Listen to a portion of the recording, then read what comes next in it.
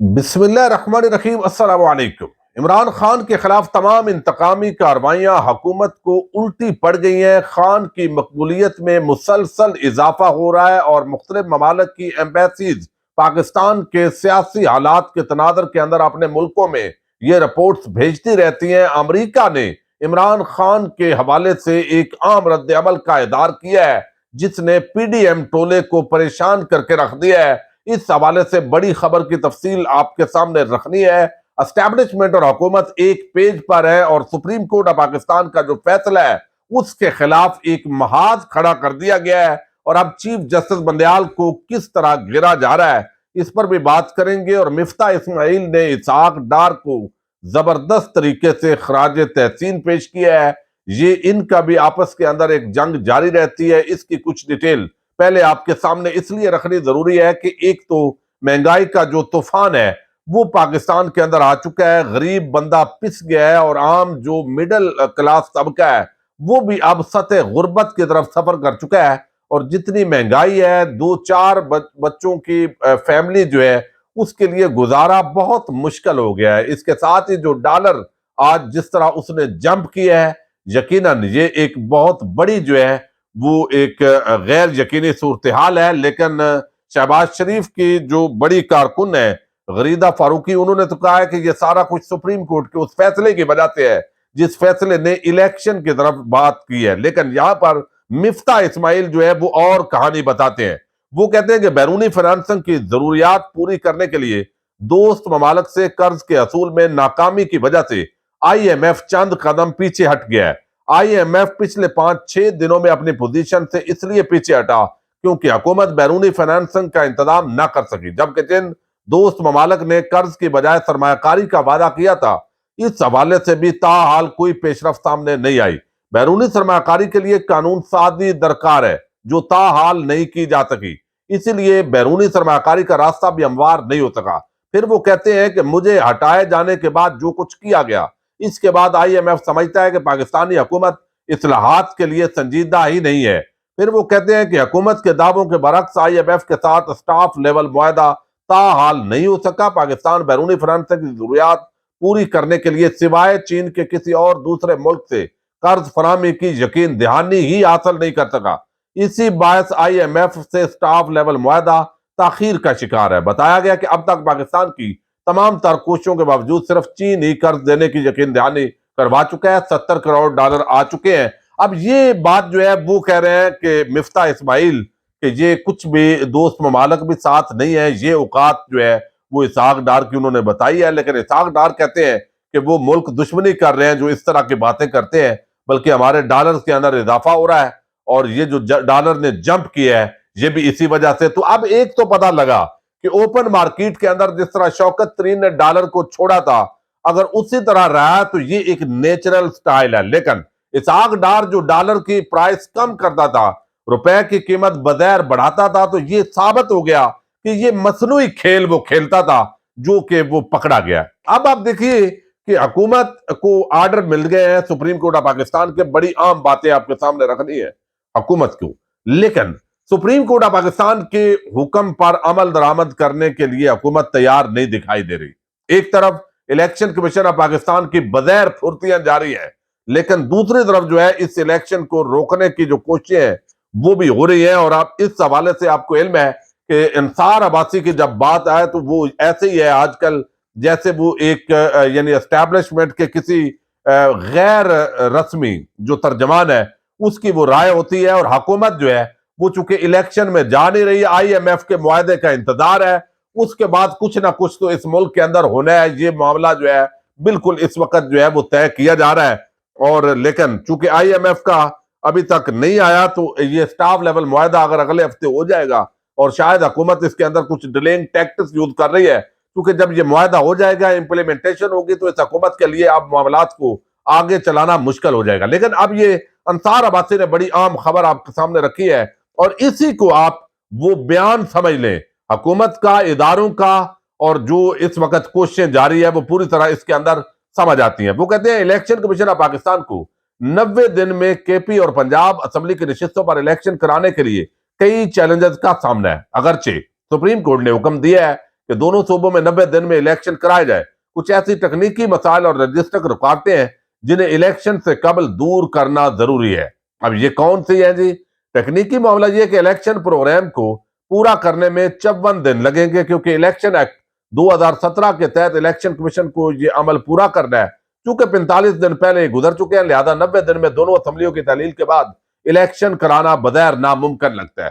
یہ تو کوئی اتنا بڑا مسئلہ نہیں ہے، جو کمپین ہے اس کا دورانیہ کم کر دیں گے، یہ سپریم کورٹ کے اندر بھی معاملہ ہوا ہے۔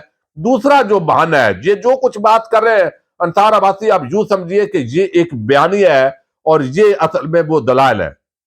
لاجسٹک معاملے کی بات کی جائے تو الیکشن کمیشن کا انحصار وفاقی اور صوبائی حکومتوں، کے پی اور پنجاب گورنر، عدلیہ، دفاعی اداروں کے تعاون اور سہولتوں پر ہے۔ ان سب نے پہلے ہی الیکشن کمیشن کے روبرو 90 دن میں الیکشن کرانے کے حوالے سے ہچکچاہٹ کا اظہار کیا ہے۔ یعنی فوج بھی نہیں دیں گے، جی ایچ کیو کہہ چکا ہے، اور دوسری طرف وہ کہتے ہیں کہ پیسے نہیں ہے، یہ فائنانس ڈپارٹمنٹ کہہ چکا ہے۔ تو یہ تو اب اس کے خلاف حکم دیا ہے، اگر پیسے نہیں ہے تو یہ حکومت سے اتر جائیں بھائی، تو اگلا جو بندہ آئے گا جس رول کے تحت وہ پیسے بن جائیں گے۔ آپ اپنے جو یہاں پر لوگ ہیں ان کو تو پیسے بہت دے رہے ہیں۔ لیکن بہرحال اسمبلی تحلیل ہونے کے چند ہی دن بعد الیکشن کمیشن نے وفاقی حکومت، 2 گورنر اور ساتھ ہی صوبائی حکومتوں، دفاعی اداروں کے حکام اور عدلیہ سے تعاون کے اصول کے لیے رابطہ کیا تھا تاکہ الیکشن کرائے جا سکیں۔ وزارت خزانہ نے الیکشن کمیشن کو بتایا تھا کہ الیکشن کے لیے فنڈز کی فراہمی کی درخواست ملک کی نازک معاشی صورتحال کے پیش نظر ممکن نہیں ہے۔ اس کے بجائے وزارت خزانہ نے کہا تھا جب تک معاشی صورتحال سنبھل نہیں جاتی اس وقت تک یہ مطالبہ مؤخر کیا جائے۔ لیکن اب کوئی مسئلہ نہیں ہے، اگر خزانے میں نہیں ہے تو یہ جو ہے وہ یہ حکم دیا ہے سپریم کورٹ نے۔ الیکشن کمیشن کو پنجاب اور کے پی حکومتوں کی جانب سے بتایا گیا تھا کہ قانون اور امن عامہ کی صورتحال سمیت کئی وجوہات ہیں جن کی وجہ سے وہ اس پوزیشن میں نہیں کہ الیکشن کمیشن کی مدد کر سکے۔ وزارت داخلہ نے 8 فروری کو الیکشن کمیشن کو بتایا تھا کہ سول اور مسلح افواج کی تعیناتی جس کی درخواست الیکشن کمیشن نے کی ہے ممکن نہیں ہے۔ کمیشن نے 1 فروری 2023 کو لاہور ہائی کورٹ کے رجسٹرار کو خط لکھا تھا جس میں چیف جسٹس سے مشاورت کی درخواست کی گئی تھی کہ ماتحت جوڈیشل افسران کو ڈسٹرکٹ ریٹرننگ آفیسر اور ریٹرننگ افسر لگایا جائے، لیکن وہ بھی قبول نہیں کی گئی۔ تو ان کے کہنے کا مطلب یہ ہے کہ اس سے پہلے یعنی سپریم کورٹ کا جو حکم ہے وہ 4 آنکھوں پر ہے، یعنی توہین بھی کرنی ہے اور 4 آنکھوں پر بھی ہے، یہ بھی کہنا ہے۔ اور ساتھ جی پیسے بھی نہیں دے سکتے، فوج بھی نہیں دے سکتے، پولیس بھی نہیں دے سکتے، اور کچھ بھی تعاون نہیں کرنا، ہم نے ادارے ہیں، پھر آپ الیکشن کروا کے دکھائیں۔ یہ سپریم کورٹ کو اور چیف جسٹس جو ہے ان کو کہا جا رہا ہے۔ اور دوسرا، لاہور ہائی کورٹ سے اس سپریم کورٹ آف پاکستان کے فیصلے کے خلاف ایک ایسا فیصلہ لینے کی کوشش کی جا رہی ہے، چونکہ ایک جج صاحب وہ ہے کہ جب مریم کے 4 بینچ ٹوٹے تھے تو وہ نہیں ادھر ادھر ہوئے، اور ان پر پہلے بھی بڑے ہاتھ ہے، اور وہ یا ایک آدھ اور ملا کر کوئی اس طرح کی مینجمنٹ کے حوالے سے بھی بات آ رہی ہے تاکہ مزید جو سپریم کورٹ کا فیصلہ ہے وہ 4-3 سے ہے یا 3-2 سے ہے، اس کے اندر جو ہے وہ کنٹروورسی کریٹ کی جا سکے۔ بہرحال حکومت ڈٹی ہوئی ہے جی الیکشن نہیں کروانا، اور وہ کہتے ہیں 4 آنکھوں پر ہے، لیکن ہم یہ نہیں کر سکتے۔ اب دیکھتے ہیں سپریم کورٹ اس حکم پر عمل درآمد کیسے کرواتی ہے، جبکہ چیف جسٹس کو گھیر لیا گیا ہے۔ یعنی ایک طرف ججز جو ہے وہ تقسیم ہے سپریم کورٹ آف پاکستان کے، پھر ہائی کورٹس کے اندر معاملہ ہے، اور وہاں پر اگرچہ ہائی کورٹس نے کہہ دیا ہے کہ ہم جب سپریم کورٹ کا فیصلہ آ چکا ہے 90 دن میں الیکشن کروانے کا تو ہم اس پر مزید کچھ نہیں کرتے، تو یہ چیز بھی اپنی جگہ ہے۔ اب ایک بڑا معاملہ ہے، جب عمران خان کی حکومت کو تبدیل کیا گیا تو آپ کو یاد ہوگا کہ امریکی جو ڈونلڈ لو ہے انہوں نے یہ تھریٹ کیا تھا جو مراسلے کے اندر لکھا گیا، اور اس مراسلے کے اندر باقاعدہ جو ہے پھر ڈی مارچ کیا گیا، اور قومی سلامتی کمیٹی کے اجلاس ہوئے۔ بعد ازاں جو D G I S I ہیں انہوں نے اس کو نارمل قرار دے دیا کہ یہ معاملہ ہی نارمل ہے، اور پھر جو موجودہ آرمی چیف ہے ظاہر ہے ان کا یہ ایک پالیسی ہے، حافظ ڈاکٹرائن جن کو بولتے ہیں، یہ جنرل باجوہ کی ڈاکٹرائن جو آخری دنوں میں تھی اس کی ایکسٹینشن ہے کہ شاید یعنی اس کا کیا نتیجہ نکلتا ہے۔ بہرحال اس کے اندر ایک ایسا تاثر ابھرا کہ عمران خان پاکستان کے اندر حکومتوں کی تبدیلی، حکومتوں کے قائم رہنے میں امریکہ کا ایک سپر پاور کی حیثیت سے بڑا کردار ہے، اور یہ ایک ریئلٹی ہے۔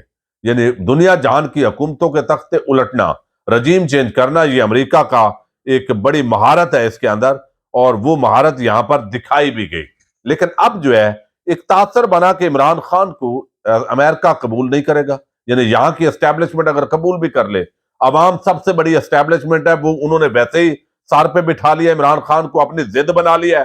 اب جتنے بھی اس کے خلاف ٹکرا رہے ہیں وہ رسوائی اور ذلتی کے گڑھے کے اندر گر رہے ہیں۔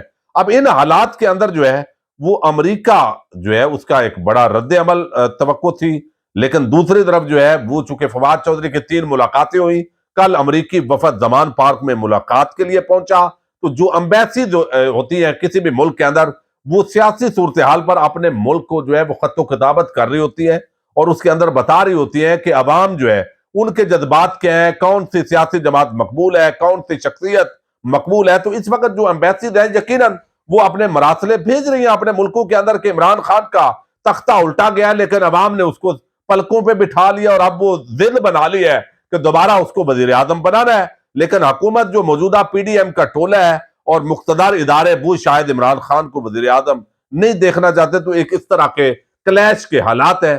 پھر عدالت جو ہے اس کے اندر ججز بھی تقسیم ہے۔